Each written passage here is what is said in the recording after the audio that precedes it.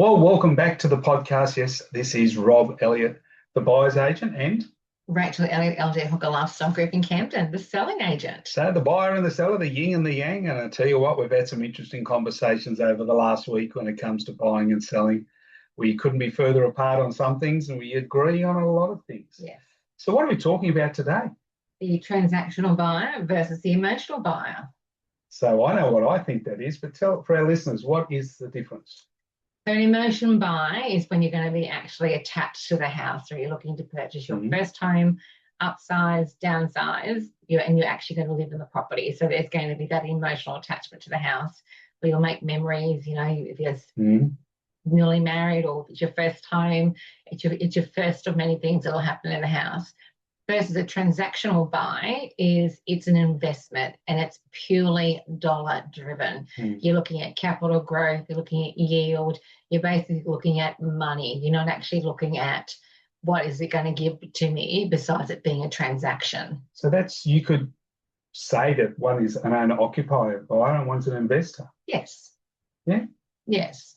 Yeah. I notice that this is an old saying in property investment that you make your money when you buy, not when you sell. And that's all about buying the right property for the right price and the right location. Emotional buyers, and you get them in investors as well, wow, they can get really attached to a property. They don't see the faults. They don't look for research.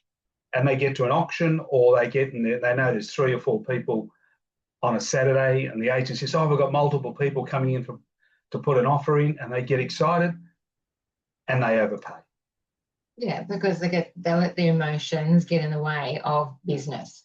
And when you're buying a house, whether it is a house to live in or it's a house to invest, it's a business because it involves money.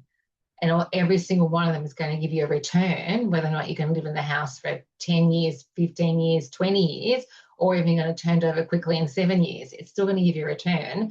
So it is a business when you're buying a house, and you actually need to look at it like that. Oh, so true. I know so many people that come to me as the buyer's agent, and it doesn't matter if they're buying an owner-occupy house or property or an investment. I say to them, look, we look at it at a 5-year plan. I want in 5 years you to be able to sell that property and make money.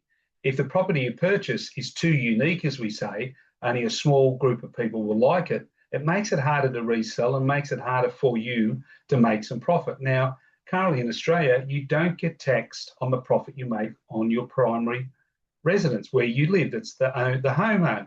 So you can make very good money tax-free by buying the right property in the right area, not being as emotional and being a little bit more transactional when it comes. Would you say that's correct? Yeah, it's correct. But we also can talk about good debt, bad debt too. Yes, we can. So, good debt is one that's actually going to help you make money, and bad debt.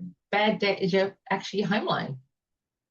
It is. Well, it doesn't generate an income, does it? No, it doesn't. Whereas your good debt, you're getting an income from it. Like I say, if you're in business, you've got good debt, bad debt. So it's something it's an old term that people don't talk about anymore. Yes, true. And I think if we went back to how we used to think about our home, we had bad debt, even though we were paying off our house. It was a bad debt because it wasn't generating any income. So whereas a good debt is your money that you've got in, you can get tax breaks from, you actually generate an income from. So whether you've your business or an investment, they're good debts to have. So I want to go back to when you're talking about with regards to when people go to auction.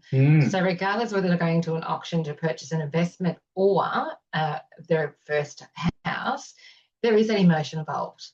So I think I would recommend anybody who is going to an auction to hire a buyer's agent because it's a transaction. Yeah, look, you're right about people getting emotional at auctions. I see a lot of people turn up, they don't have a strategy, they get carried away, and they should use a buyer's agent or hire a buyer's agent at least to do the bidding for them on the day, because they will take all the emotion out and at the same time ensure that you're not going to overpay for a property. Because people can get carried away and all of a sudden they've realised, oh no, they've bid over than what their budget is. The hammer's dropped, it's theirs. They're now legally obliged to move forward that, and they've got to go and find $20,000, $30,000, $50,000 that they didn't necessarily have to start with. But can I tell you, as a selling agent, I love emotional buyers. Yes, you do. You do. They come in and they are immediately in love with the house. And that's where all good thought just goes out the door. Well, I can tell you a trick that real estate agents do use. When you say how nice a house is, how much you love it, isn't got a great kitchen and this, an agent will just keep going, yep, yeah, it's fantastic. They will agree with you all the way along. Not a trick. If we've got the homeowner to, come to the market prepared, their house is ready, like it's staged, it's been cleaned, it's decluttered, and you can imagine yourself living there, well, then you're going to pay a premium for it. And we want you to. Of course you do, but of course they'll encourage you to be emotional. So you do put a higher bid in. That would be fair, wouldn't it? Yeah, that's right. Because that is your job. Yeah, because I work for the vendor. And I work for the purchaser. Yeah, so I'm not working for you as the buyer. And it's so much you've hired me to be your selling agent. I'll be working for you. Yes, I work with the buyer, but I ultimately work for the seller. And that's one of the advantages of having a buyer's agent, because we walk in without the emotion. We look at different things to what a buyer would look at. Especially when we're walking around selling the house, we look at things that may need to be fixed. We look at the houses up the road. We look for different developments. But if you hire me as your selling agent, you get me with all the experience, because I was a buyer's agent for 3 years. So I bring that with me to my selling career as an agent, and I know what a buyer's agent is looking for, and I make sure that your house is positioned that when a buyer's agent does come through the door, I'm fully aware and fully informed and fully armed to deal with a buyer's agent when they put in a low ball bid. And look, that's very true, because as a buyer's agent, if I can find a chink in the armour or something that I can use to bring the price down, I will use it. That's what people pay us for. And but in saying that, if a property is presented right, it's been looked after, it's been well maintained, it's priced right in a good area, you will normally have to pay a premium for that product. Just like buying a good car versus a cheap car. If you want quality, you normally have to pay for it. The art is to make sure that you're buying in the right suburb, that you're going to get some good growth. And I look at a minimum 4% year-on-year growth, because you've got to keep ahead of inflation. And that's an important thing that we have to do as buyer's agents, to make sure people don't buy in an area that's going to drop. And if you're staying there 5 or 10 years, as a rule, you're not a problem at all. But emotional buyers versus transactional buyers, or investors versus owner-occupiers in many of the cases, is a topic that we talk about all the time. Apart from that, you on my side didn't lose at the footy on the weekend, because play. Isn't that good? No, someone did pay. Yeah, we were ripped. You were ripped off? We were totally ripped. And I have a theory on this. Really? I do. You're going to say it out loud? I'm going to, actually. Uh-oh. Anybody. This is just telling you, this isn't the thoughts of everyone on this podcast, the thoughts of one. Go. Okay. So I'm a St George supporter, and I watch Channel 9 News religiously. And for the last, seems like 10,000 years, they do a nightly story on the Bulldogs.